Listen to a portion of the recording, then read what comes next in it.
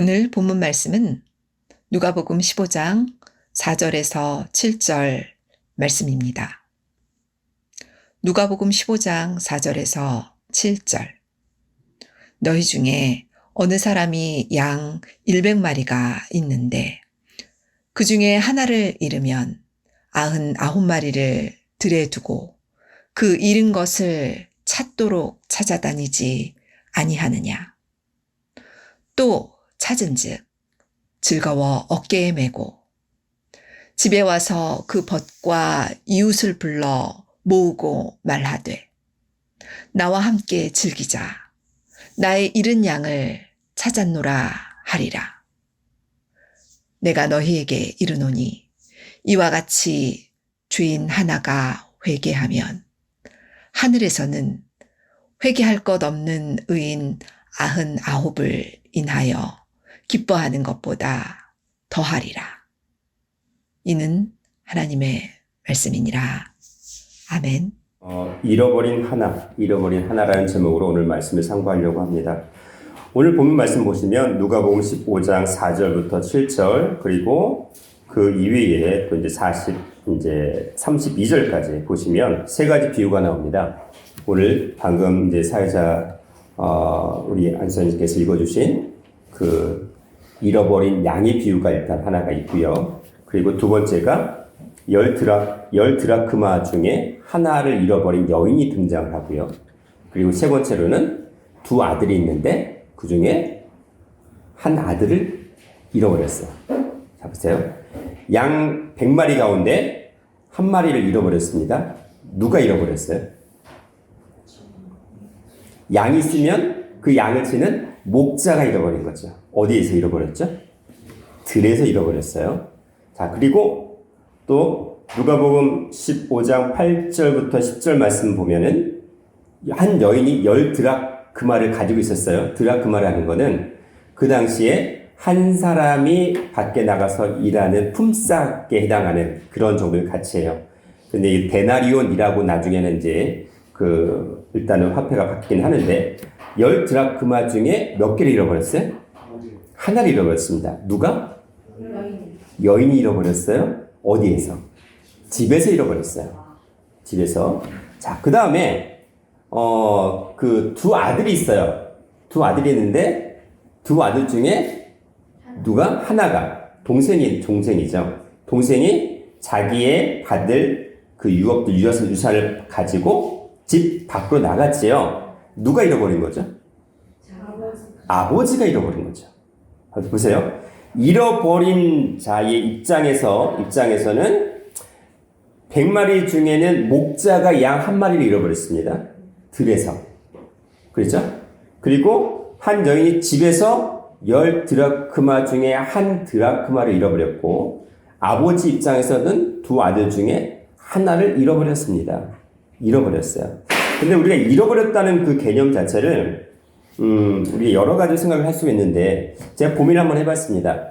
예전에 제가 들었던 이야기들 중에 돼지가 10마리가 소풍을 갔어요. 선생님이랑 같이 갔습니다. 근데 전체 인원은 몇 명? 11명이라고 일단 칠게요. 숫자를 셉니다. 하나, 둘, 셋, 넷, 딱 10마리밖에 없어요. 한 마리가 부족해요. 교체하는데 또 10마리가 부족해. 한 마리가 부족해. 10마리밖에 없는데? 누가 빠진 거예요? 그쵸? 그 세웠던 선생님 자기를 빼뜨린 거예요. 빼뜨린 건데, 오늘 우리가 여기 이 본문 말씀에서 초점을 두어야 될 게 뭐냐면, 잃어버린 하나잖아요. 잃어버린 하나인데, 그 잃어버린 하나 중에 우리는 어디에 속해 있다고 생각하세요? 네? 잃어버린 하나 중에 성경을 읽는 이 본문을 대하는 우리는 어디에 속해 있다고 생각하세요? 네?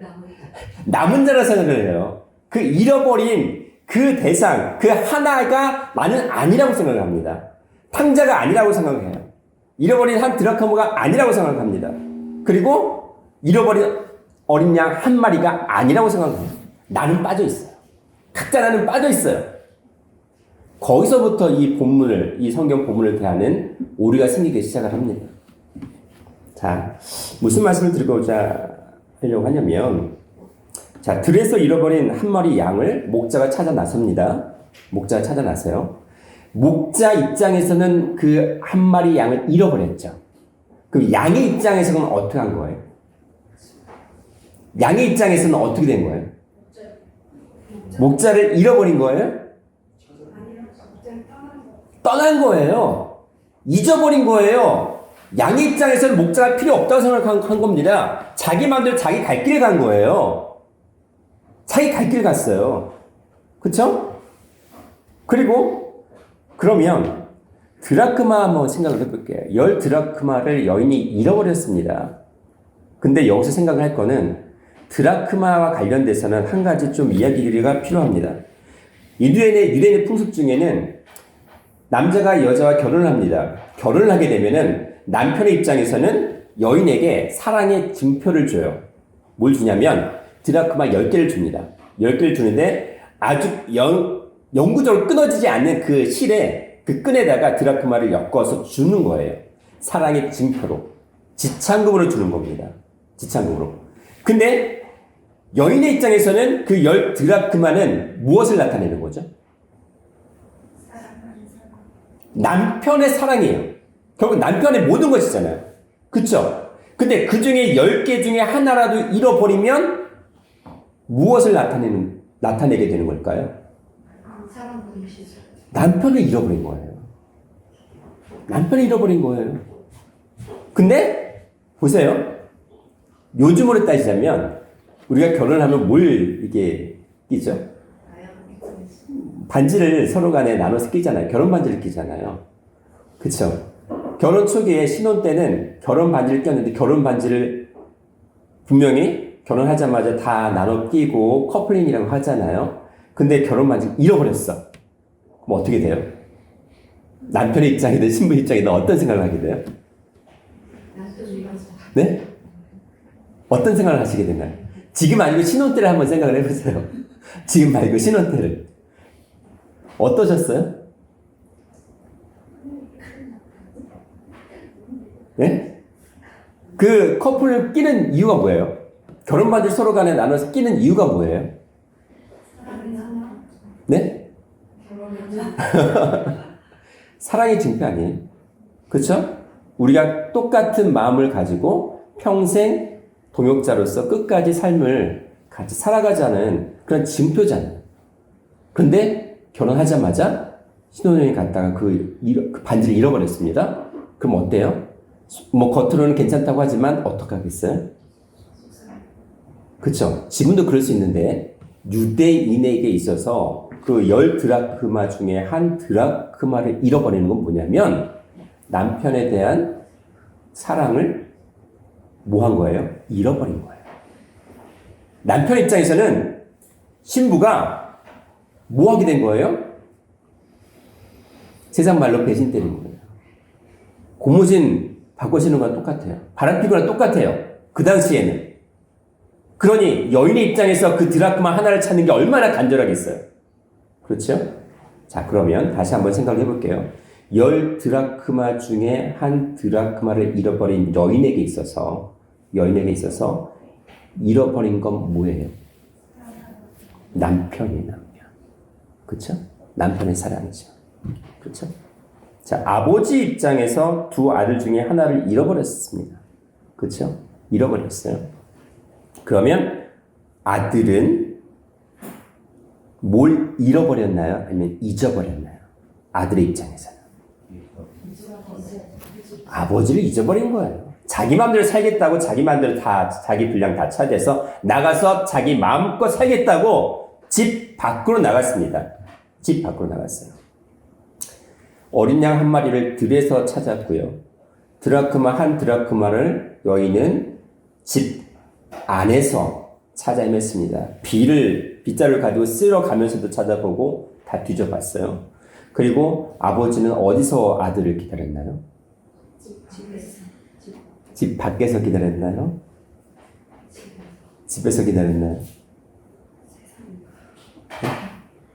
아들은 집 밖으로 나갔죠. 그렇죠?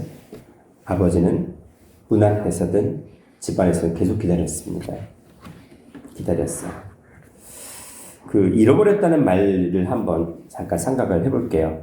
아폴림이라는 말을 써요. 헬라어로 아폴림이. 아폴림이는 뭐냐면요. 파괴되다. 말살되다. 소멸되다. 없어지다. 완전히 제거되다. 좀 정리해서 말씀을 드리자면 완전히 타락해서 없어져 버리는 겁니다.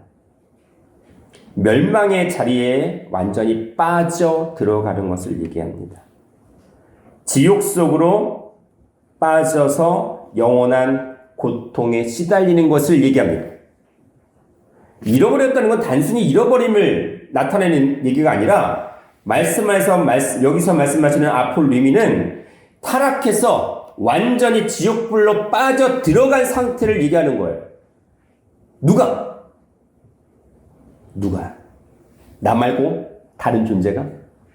각자 나 말고 또 다른 사람이? 근데 여기서 말씀하시는 그 한 사람, 잃어버린 한 존재는 각자 나입니다. 각자 나예요. 왜 그럴까요? 자, 살펴볼게요.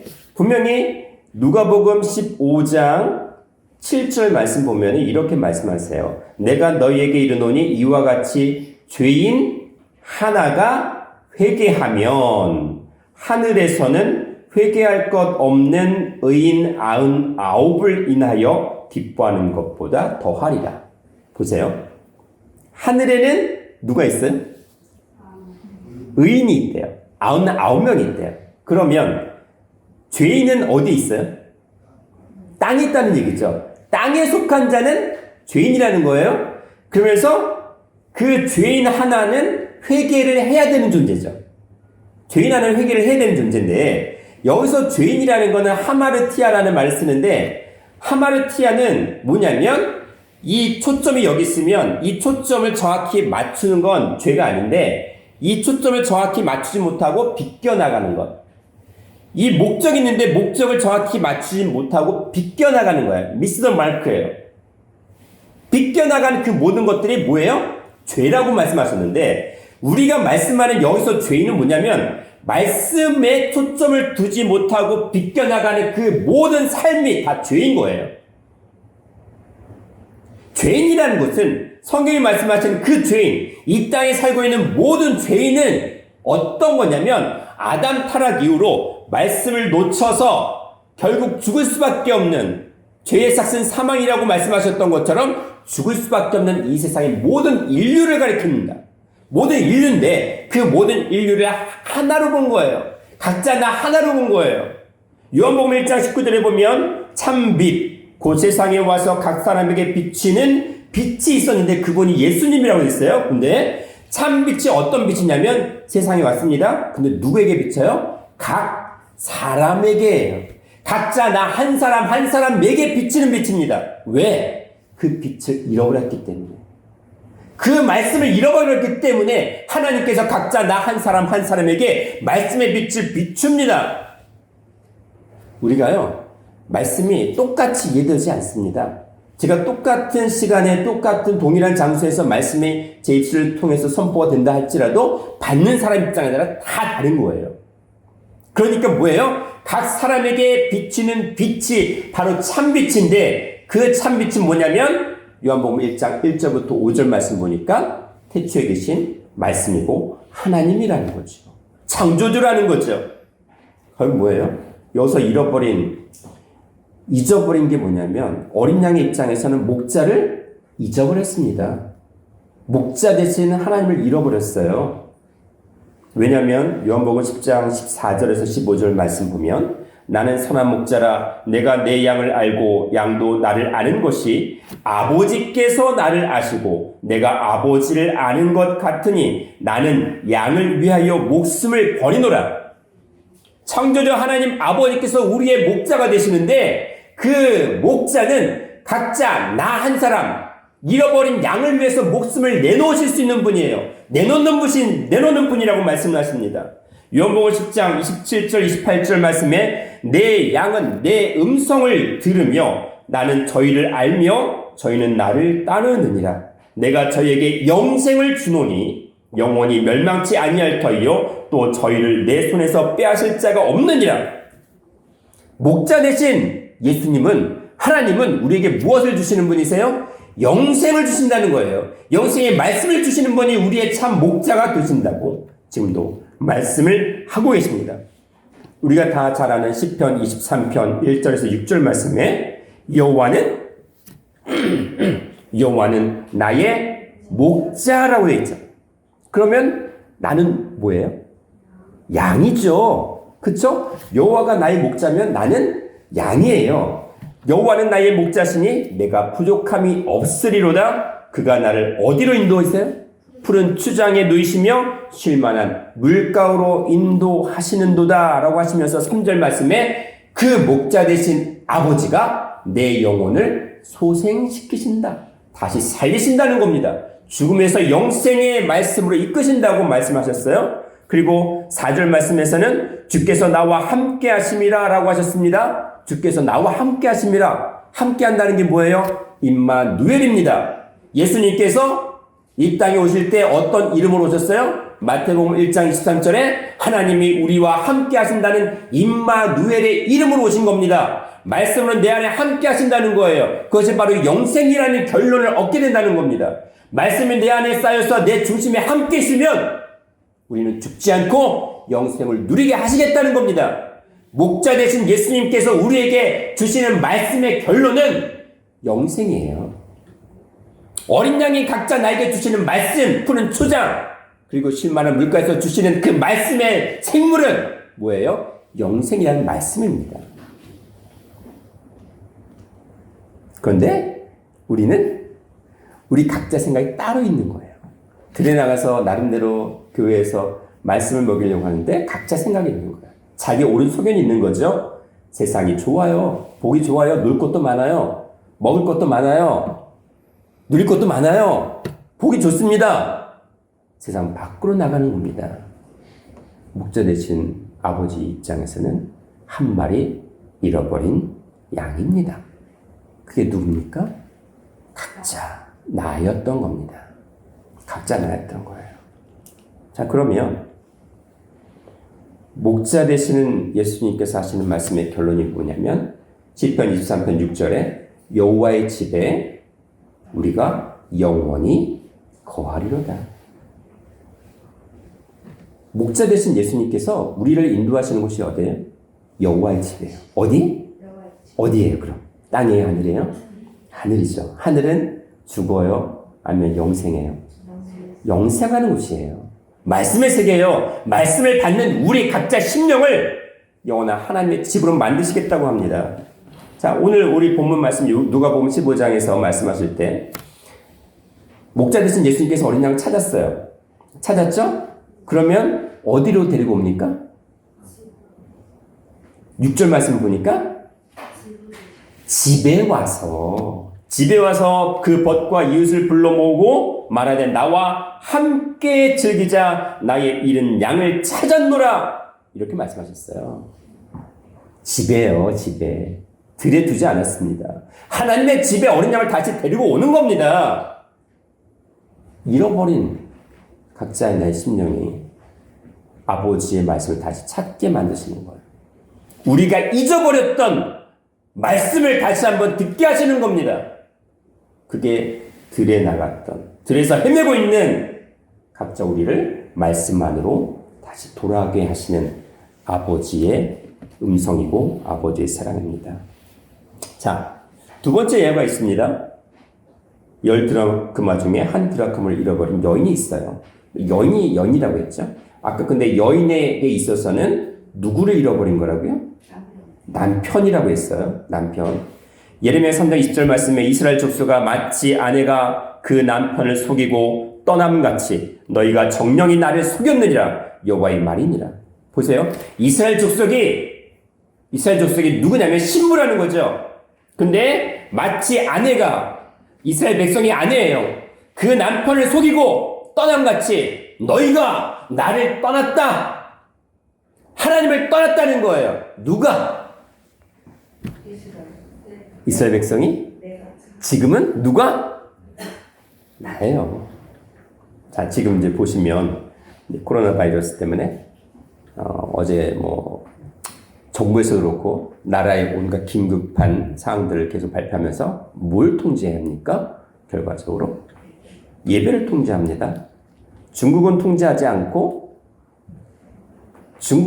않았어요. 중국은 전부 다 근원이 다 오픈을 해놓은 상태에서 대한민국을 오염천지를 만들었다고 저는 봅니다. 근데 대구를 중심으로 퍼지게 하고 또 신천지를 타겟으로 하더니 결국 어디가 타겟이 됐습니까? 교회가 타겟이 됐어요. 뭘까요? 15일까지? 아니 5일까지? 그걸로 끝날까요? 자, 인터넷으로 예배 드릴 수 있죠. 자, 우리가 생각을 해볼게요. 각자 내 자신. 인터넷에서 예배를 드린다고 할 때 정말 말씀에 집중할 수 있습니까? 그게 잘못됐다는 얘기는 아닌 거 아니에요. 우리 마음 중심이 어디에 있느냐가 문제라는 거예요. 어디에? 저는 이제 그런 생각이 들었어요. 이런 상황이 계속되어지면 저는 아마 저희 가족들끼리만 예배를 드리고 나중에 그리고 그걸 촬영을 해서 이렇게 보내드리는 그게 이제 마지막 예배가 될 수도 있겠구나 싶은 생각이 들더라고요. 그럼에도 불구하고 저는 이 자리를 지켜야 된다는 거죠. 그게 마지막이라 할지라도 그런 생각이 들었습니다. 아버지께서는 어떠실까? 하나님 입장에서는 어떠실까라는 생각이 듭니다. 에베소 5장 23절 말씀을 보면은 이는 남편이 아내의 머리됨이 그리스도께서 교회의 머리됨과 같음이니 그가 친히 몸의 구주신이라고 말씀하셨습니다. 이 교회의 머리 되신 분이 누구예요? 남편이신 예수님이라는 거죠. 이사야 62장 5절 말씀에 신랑이 신부를 기뻐함 같이 내 하나님이 너를 기뻐하시리라 라고 하셨습니다. 누가 누구를? 신랑이신 아버지께서 우리를 기뻐하신다는 거예요. 요한복음 3장 29절에 신부를 취하는 자는 신랑이나 서서 신랑의 음성을 듣는 친구가 크게 기뻐하나니 나는 이러한 기쁨이 충만하도다. 세례 요한이 하시는 건데, 세례 요한이 하시는 말씀인데 뭐냐면 예수님께서 신랑이라는 겁니다. 그리고 이스라엘 백성은 신부라는 거예요. 그 신랑은 중매 역할을 누가 했어요? 세례 요한이 했는데 그 중매 역할을 하는 세례 요한이 너무나 기쁘다는 거죠. 신랑이 신부를 취하는 그것을 자기가 감당한 그 모든 것이 너무나 기쁘다는 겁니다. 자기는 사라지더라도 신랑을 만나게 한 그 결론에 대해서 세례 요한은 너무나 기뻐했어요. 이사야 54장 5절 6절에 너를 지으신 자는 내 남편이시라. 그 이름은 만군의 여호와시며 내 구속자는 온 세상의 하나님이시라 라고 말씀을 하셨습니다. 너를 지으셨다는 건 뭐냐면 창조하셨다는 얘기예요. 각자 우리를 창조하신 너희의 남편은 바로 창조주 하나님 아버지라고 다시 말씀을 하고 계십니다. 그게 우리의 남편이에요. 그렇죠? 여인 입장에서는요. 드라크마 하나가 아닌 겁니다. 남편을 자기도 의도치 않게 잃어버린 거예요. 잊어버린 거예요. 그럼 남편의 입장에서는 어떻게 된 거예요? 신부를, 아내를 잃어버리게 된 결과를 가져올 수도 있다는 겁니다. 근데 여인은 어떻게 했어요? 일부러 잃어버린 게 아니에요. 자신도 모르게 그 상황이 빚어진 겁니다. 그러니까 어떻게 됐어요? 여인은 찾고 찾으려고 애를 썼습니다. 우리가요, 상황이 어려울 때 우리의 본질적인 신앙의 색깔이 정확하게 드러날 수 있어요. 어려울 때. 그냥 뭐 평온할 때는 그냥 언제든지 평온하게 그냥 할 수 있는데 태풍이 휘몰아칠 때 어떻게 돼요? 이 바닷속에 있는 밑바닥까지 깔려있는 그 모든 밑에 그 소가지의 모습들이 다 드러나잖아요. 자, 이 여인은 남편을 사랑했을까요? 사랑하지 않았을까요? 그렇기 때문에 찾았겠죠. 찾고 찾았던 그 간절함이 있었겠죠. 우리 마음의 심령은 어땠을까요? 지금 우리 마음은 어떨까요? 말씀에 대한 간절함이 있을까요? 우리를 살리려고 했던 그 창조주 하나님의 말씀이 내 심령 속에서 잊어버리지는 않았는지 고민을 해봤을까요? 잊어버리고 그걸 당연히 여겼던 것처럼 지금 생활하고 있지는 않을까요? 자, 아버지 아들 관계를 잠깐 살펴보겠습니다. 아버지 아들이에요. 이사야 9장 6절 말씀에 예수님께서 이 땅에 오실 때 어떻게 오셨냐면 여러 가지 이름으로 오셨습니다. 우리에게 한 아기를 주셨어요. 한 아기를 주셨는데 그분은 또 한 아들이래요. 그분은 기묘자 모사라고 하셨고요. 전능하신 하나님이래요. 그 마지막의 이름은 영존하시는 아버지 이름으로 오셨어요. 근데 그분이 평강의 왕이에요. 보세요. 영존하시는 아버지로 그 말씀을 깨닫게 되면 그 말씀이 우리에게 무엇을 주신다는 거죠? 아무도 범할 수 없는 평강을 허락하세요. 평강의 왕이잖아요. 말씀이 우리 마음 중심에 들어가 있으면 그 평강을 아무도 해칠 수가 없습니다. 침범할 수가 없는 거예요. 그분이 아버지예요. 아버지의 말씀이 내 안에서 깨달아지면 그 아버지 차원의 말씀이, 영생의 말씀이, 변화의 말씀이 내 안에 평강을 아무도 범할 수도 없고 해칠 수도 없습니다. 그게 아버지세요. 마태복음 5장 44절 45절에 너희 원수를 사랑하며 너희를 핍박하는 자를 위하여 기도하라. 이같이 한즉 하늘에 계신 너희 아버지의 아들이 되리니. 우리가 뭐가 된다고요? 원수를 사랑하면, 이렇게 하면 하늘에 계신 너희의 아버지의 아들이 된다고요. 누가? 각자 내가. 자, 그러면 이 말씀을 견뎌 생각해 볼까요? 우리가 원수를 사랑하지 못하면 어떻게 된다는 얘기예요? 아버지의 아들이 아니라는 거죠. 와. 마태복음 5장 48절에 그러므로 하늘에 계신 너희 아버지의 온전하심과 같이 너희도 온전하라. 보세요. 우리 아버지는 어디 계세요? 하늘에 계셔. 근데 우리가 뭐예요? 하늘에 계신 너희 아버지니까 우리 아버지죠. 각자 나의 아버지죠. 그분이 하늘에 계시면 우리는 어디 있어야 되는 거예요? 하늘에 있어야죠. 우리가 사는 이 보이는 땅 위에 살지만 우리가 늘 바라보고 동경하는 영원한 고향은 어디라는 거예요? 우리의 본향은 하늘이라는 말씀을 하십니다. 우리가 하늘에 속해 있어야 된다는 거죠. 원수를 사랑해야 됩니다. 하늘에 속해 있어야 되는 거예요. 그게 아들의 조건이죠. 그럼 원수 사랑하지 않으면 우리가 집 밖으로 나간 탕자와 똑같다는 거예요. 우리가 하늘에 속해 있지 않고 땅에 속한 삶을 살면 우리는 뭐예요? 탕자예요. 그것도 집 나간 탕자예요. 우리가 탕자를요, 나 말고 다른 사람이 탕자를 생각하지 마세요. 우리 교회를 잘 나왔다가 지금 안 나오는 누구라고 생각하지 마세요. 누가 탕자예요? 내가 탕자예요. 누가복음 15장 19절과 21절에 이렇게 말씀하십니다. 지금 이제 집 나간 아들이 돌아오는 장면이 있어요. 지금부터는 아버지의 아들이라 일컬음을 감당치 못하겠나이다. 나를 품꾼의 하나로 보소서. 아들이 다시 아버지의 집으로 돌아가는 과정 속에 지금 아들이 이런 고백을 합니다. 지금부터는 아버지의 아들이라 일컬음을 감당치 못하겠습니다. 나는 종으로 아버지 집에서라도 있겠습니다라고 고백을 합니다. 누가복음 15장 21절에 아들이 가로되 아버지여 내가 하늘과 아버지께 죄를 얻었사오니. 자, 그럼 아버지 입고는 누구란 얘기예요? 하늘이라는 겁니다. 하늘이 아버지라는 거예요. 하늘과 아버지께 죄를 얻었사오니 지금부터는 아버지의 아들이라 일컬음을 감당치 못하겠나이다. 회개하는 겁니다. 지금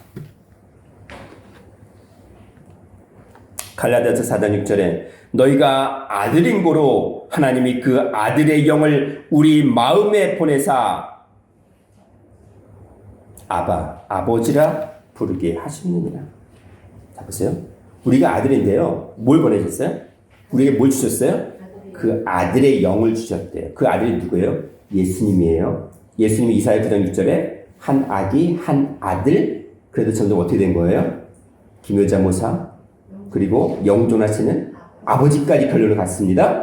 그러면은 그건 뭐예요? 우리에게 주신 그 아들의 영은 내가 너에게 이른 말이 영이요 생명이라고 요한복음 6장 63절에 말씀하신 것처럼 뭘 주셨다는 거예요? 말씀을 주신 거예요. 생명을 주신 거예요. 그 말씀과 생명을 주셨기 때문에 그 말씀을 받은 우리가 뭐라는 거예요? 아들이라는 거예요. 또 아들이라는 거예요.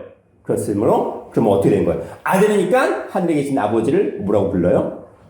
아빠, 아버지. 이게 헬라어 발음은 아빠, 아버지예요. 아빠, 아버지. 똑같아요. 발음이. 아빠요. 아바라는 그 말이 아빠라는 얘기예요. 똑같습니다. 아빠, 아버지를 부르는 거예요. 우리가 신앙에 약간 어린아이 같으면 아빠라고 부를 수 있죠. 근데 성장하면 뭐라고 불러요? 아버지라 부르잖아요. 아들의 신앙에서 이제는 뭐가 되는 거예요? 아버지의 신앙으로 그분을 깨닫는 겁니다. 말씀을 깨닫는 겁니다. 이사야 63장 16절에 여호와여 주는 우리의 아버지시라 라고 되어 있어요. 하나님이 누구예요? 아버지예요.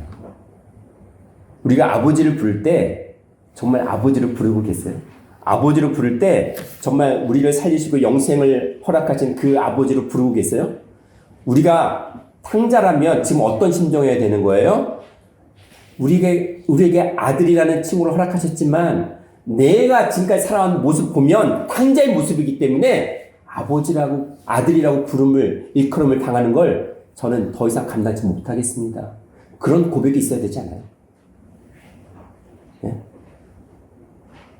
말씀을 잃어버리고 말씀에 초점을 두지 못하는 우리 심령이 다 잃어버린 어린 양이고 잃어버린 한 드라크마가 되는 거고 잃어버린 한 탕자 입장 아니에요? 마태복음 6장 9절에 하늘에 계신 우리 아버지여라고 했습니다. 누가 가르쳐 주신 거예요? 예수님께서 우리에게 가르쳐 주신 주기도문, 주님이 가르쳐 주신 기도문의 첫 마디가 어디예요? 하늘에 계신 우리 아버지예요.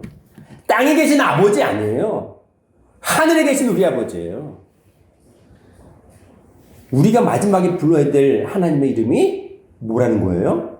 아버지라고 부르셨잖아요. 아버지라고 계속 예수님도 알려주셨잖아요. 그렇게 불러야 된다고 너희가. 탕자 입장에서 다시 아버지 집으로 돌아오는 얘기예요. 고린도전서 8장 6절에 우리에게는 한 하나님 곧 아버지가 계시니 라고 하셨습니다. 하나님의 아버지라고 합니다. 요한일서 3장 1절에 보라 아버지께서 어떠한 사랑을 우리에게 주사 하나님의 자녀라 일컬음을 얻게 하셨느냐. 우리에게 사랑을 주시는데요. 어떤 사랑이냐면 하나님의 자녀로서 하나님 우리가 아들들로서 이에 대한 그러한 사랑을 주신 거예요. 우리가 하나님의 아들들이기 때문에 그 사랑을 주신 게 바로 하나님이라고 말씀하십니다. 자, 우리하고 천사를 한번 비교를 해보겠습니다. 하나님의 아들의 신분에 있어서 우리와 천사들과 비교를 했을 때 우리는 어떤 존재일까요? 천사보다 높은 존재일까요? 아니면 낮은 존재일까요? 더 높아요? 장담하세요? 네? 자신이 있으세요? 확신이 있으세요?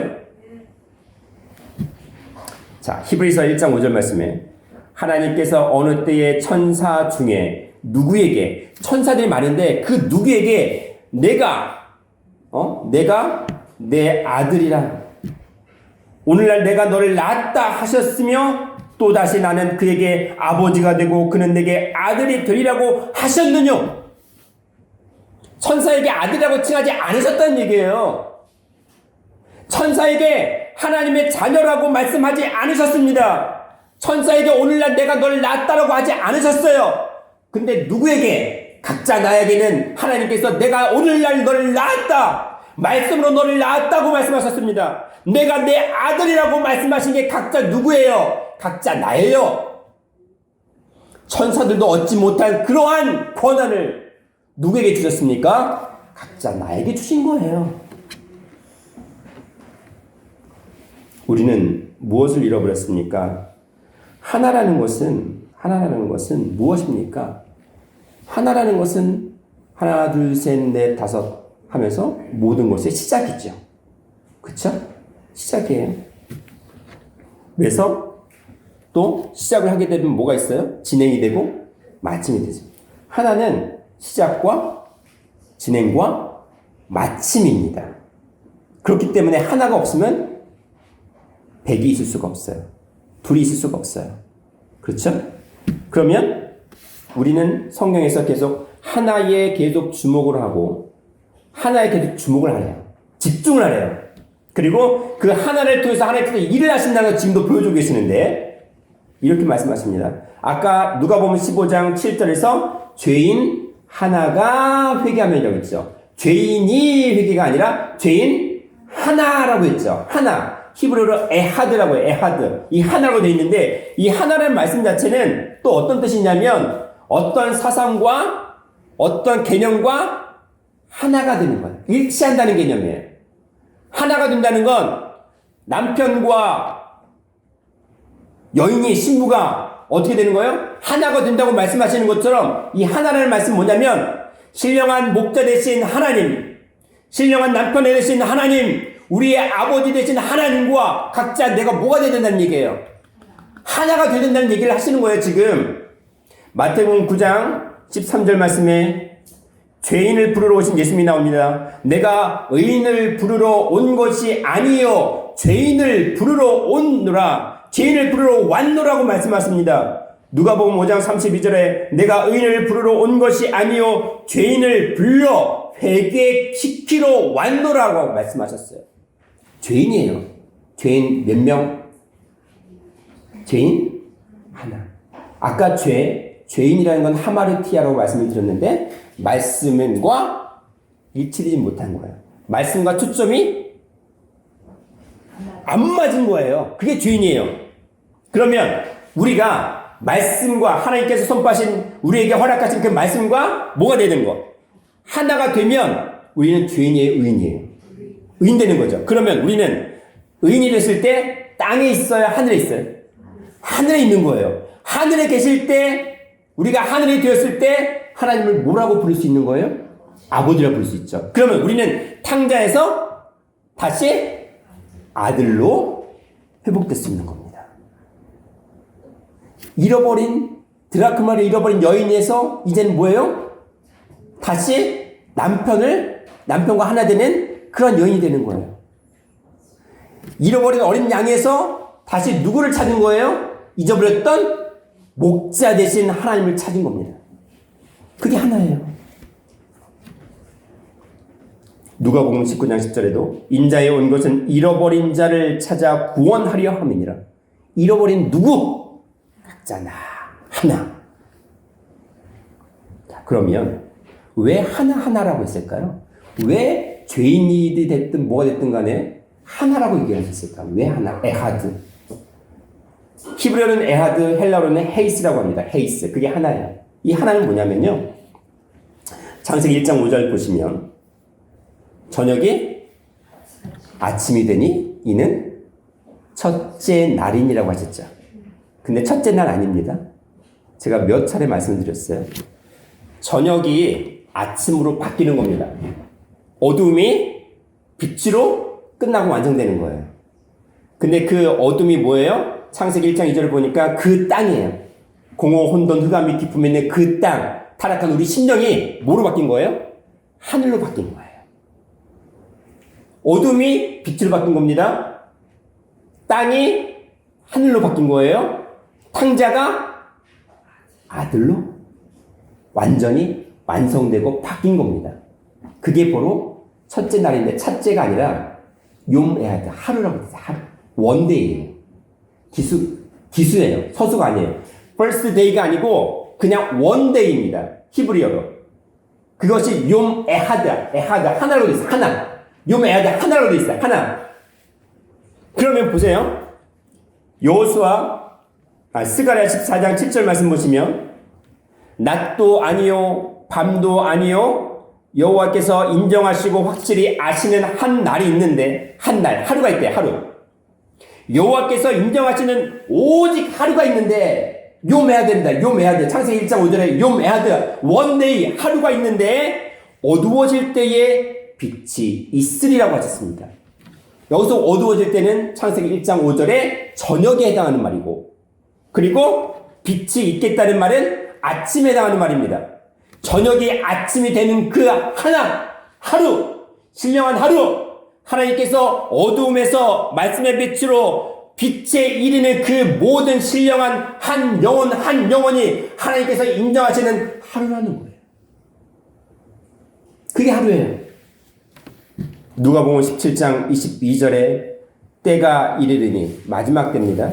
너희가 인자의 날 하루를 보고자 하되 보지 못하리라. 여기서 하루는 히브리어로 요메하데 원데이입니다. 하루예요. 하나예요. 마지막 때에는요 사랑이 식어집니다. 어떤 사랑? 말씀에 대한 사랑, 하나님에 대한 사랑이 식어져요. 말씀을 더 집중하지 못하게 합니다. 말씀을 잊어버립니다. 잊어버린 것을 당연히 여깁니다. 말씀을 잊어버리게 만들어요. 근데 그러한 때에 인자의 날, 말씀이 너희 속에 거하는 그 인자의 날, 그 하루가 마지막 때 보기가 어떻다고요? 힘들다는 거예요. 그만큼 믿음을 지킨다는 게 내가 신령한 하루가 되어서 신령한 하나가 되어서 아버지 앞에 다시 선다는 게 그만큼 힘들고 어렵다는 겁니다. 그것을 예수님은 또 이렇게 표현하셨어요. 누가복음 18장 8절에 인자가 올 때에 믿음을 보겠느냐. 하루를 보고자 하되 보지 못한다 하신 것처럼 믿음을 보겠느냐. 로마서 10장 17절에 믿음은 예수 그리스도의 말씀을 들으면서 믿음이 난다고 했잖아요. 말씀을 듣고 말씀에 집중하고 말씀에 초점을 두는 그 믿음이 마지막 때 보기 힘들다는 거예요. 쉽지 않습니다. 그냥 대충 신앙생활 한다고 액세서리처럼 여기는 거 아니요. 제가 왜 성경을 계속 강조할까요? 성경 읽기를 강조할까요? 제가 왜 설교 요약을 강조할까요? 제가 글을 잘 써서? 아니요. 저 글 잘 못 써요. 딱딱해요. 근데 성경 읽을 때에 그냥 읽는 게 아니라 흐름을 가지고 읽으라고 하시는 말씀이에요. 제가 설교할 때와 설교 요약할 때 다릅니다. 제가 설교 때 못했던 설교 구조들을 다 집어넣어요. 가능한 한 설교 요약에. 그래서 그 찾아보시면 읽으시라는 거예요. 그냥 읽는 것과 그 흐름을 쫓아서 주제를 통해서 읽는 거하고 다르기 때문에 성경을 볼 수 있는 눈이 생기기 때문에 저 조화라가 아니라 각자 우리가 잃어버린 하나이기 때문에 하나가 회복되기 위해서입니다. 이제 우리는 하나님께서 말씀하신 무엇이 되어야 됩니까? 전체의 시작이 되어야 돼요. 진행이 되어야 됩니다. 마침이 되어야 됩니다. 온전한 하나가 되어서 아버지 말씀 앞에 인정받는 하나가 되어서 그 하나를 이루어드리는 삶이 돼야 됩니다. 이제 우리는 잃어버린 하나가 아니라 무엇이 되어야 됩니까? 잃어버린 하나가 아니라 다시 되찾은 그런 하나가 되어야 돼요. 무엇과 하나가 되어야 되는 거예요? 말씀과 하나가 되어야 돼요. 이 말씀은 오늘 본문에서 목자로 등장하셨고 남편으로 등장하셨고 아버지로 등장하셨습니다. 우리가 잃어버렸던 목자, 우리가 잊어버렸던 남편, 우리가 잊어버렸던 아버지, 영존하시는 아버지를 다시 한번 말씀 앞에 우리 마음 심령 가운데 회복하는 더전약사교회 모든 성도들이 되기를 하나님의 이름으로 축원하겠습니다. 기도드립니다. 사랑과 은혜가 충만하신 하나님 아버지, 오늘도 우리 가운데 잃어버린 하나가 되므로 우리가 죄인임을 다시 한번 고백하게 하시고 이제는 아버지의 말씀을 우리를 푸른 초장으로 인도하시는 목자의 음성을 그리고 우리를 지금껏 또 찾으시고 다시 한번 만나기를 바라시는 신령한 남편으로 우리에게 나타나시고 등장하시는 그 말씀을 다시 한번 우리 마음 심령 가운데 모시게 하여 주옵소서. 그리고 이제는 말씀 앞에 다시 한번 의인의 자리에 동참하게 하시고 땅이 아니라 하늘의 자리에 동참하게 하여 주시옵소서. 우리의 삶, 우리에게 주어진 모든 시간들이 아버지가 인정하시는 온전한 하루, 원데이가 되게 하여 주시옵소서. 감사드렸고 사랑과 은혜가 충만하신 예수님 이름 받들어 기도드리옵나이다. 아멘. 감사드립니다. 하나님께 영광과 소리 드립니다. 감사합니다.